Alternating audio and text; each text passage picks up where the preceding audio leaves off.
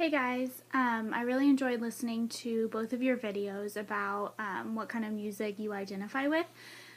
Carly, after listening to you sing in class, I definitely could tell you came from some sort of background in music.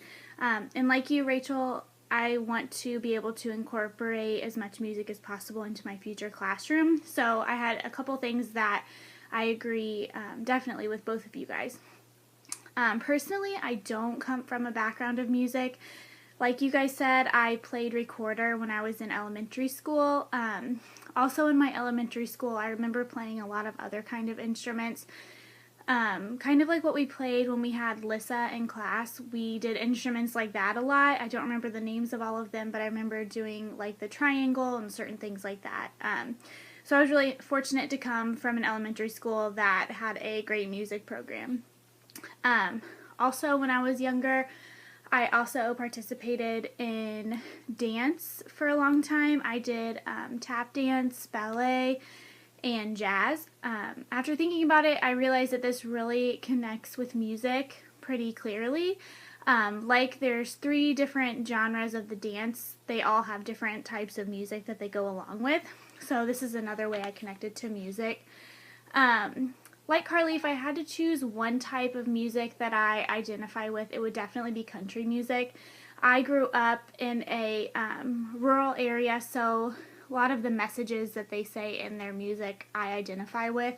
I grew up with both of my parents loving country music, so we've always sang that together. We've gone to a lot of country music concerts together. Just this summer, we actually went to see Garth Brooks, which was really fun because I love Garth Brooks.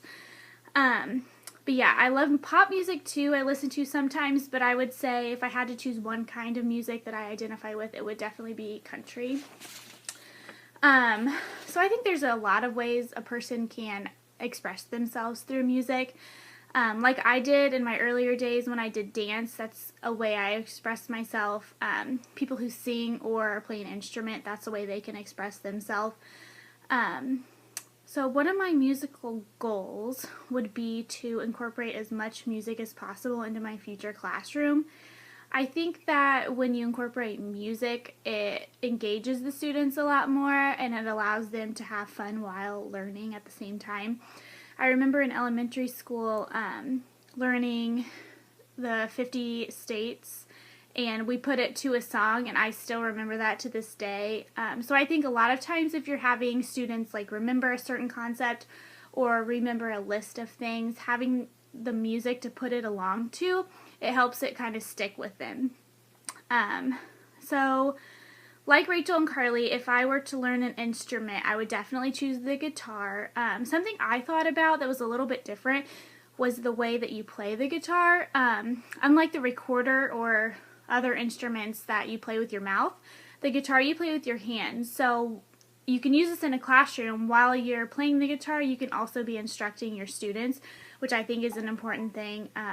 You can be playing a song while also teaching them whatever concept they are learning about.